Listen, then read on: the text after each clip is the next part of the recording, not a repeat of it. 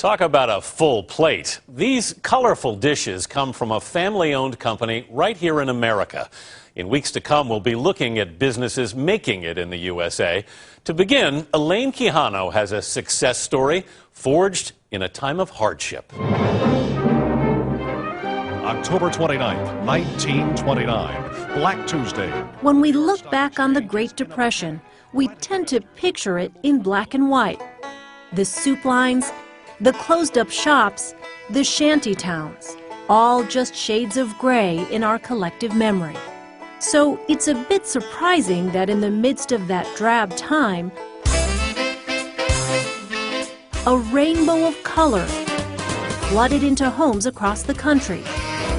When an iconic piece of Americana, Fiesta Dinnerware, was born. You were trying to appeal to whom exactly? Mrs. Susie Homemaker, the mass market, if you would. We wanted everybody to have this product. Joseph Wells III is president and CEO of the Homer Laughlin China Company, a pottery business his family has owned since 1897. It was his grandfather, William Wells, who in 1936 thought America's spirits needed a boost. He came to our designers and said, "This is what's going to be good for the Depression. People need to brighten up their table and have something to be happy about." And that's how Fiesta got started. Even in those troubled times, it was a hit. Inexpensive plates, cups, bowls, and accessories in colors worthy of a crayon box. 76 years later, Fiesta ware is a fixture on dinner tables across the country.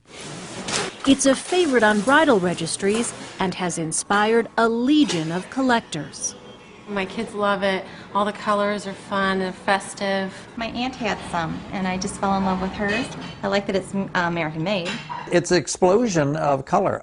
It makes you happy. It's a fiesta. Cups and saucers. Few collectors are as passionate as Richard Mayberry of Southport, Connecticut. I call this the Great Wall of China. He started collecting in the early 90s after his mother's death, when he came upon this plate in an antique shop.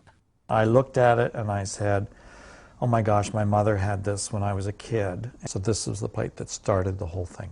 And now I have 16 times more than she ever had, so she's laughing, I'm sure.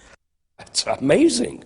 There are people that have made shrines out of their house to display their Fiesta. Does that surprise you? Yeah. I mean, we're just talking about a little bit of mud here that we've happened to toss together.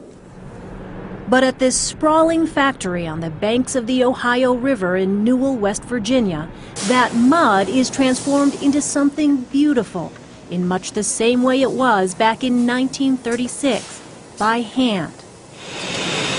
900 workers painstakingly pour, mold, scrub, spray, and bake the pottery to perfection. In what used to be the pottery capital of America, Homer Laughlin is the last big company standing, as countless others have fallen to cheap foreign imports. For fourth-generation owner Joseph Wells, keeping his factory open is about honoring a commitment to generations of Fiesta lovers and to his community. My grandfather and my father, their goal was to provide jobs for the people that live here. I kind of think that's a nice goal to have.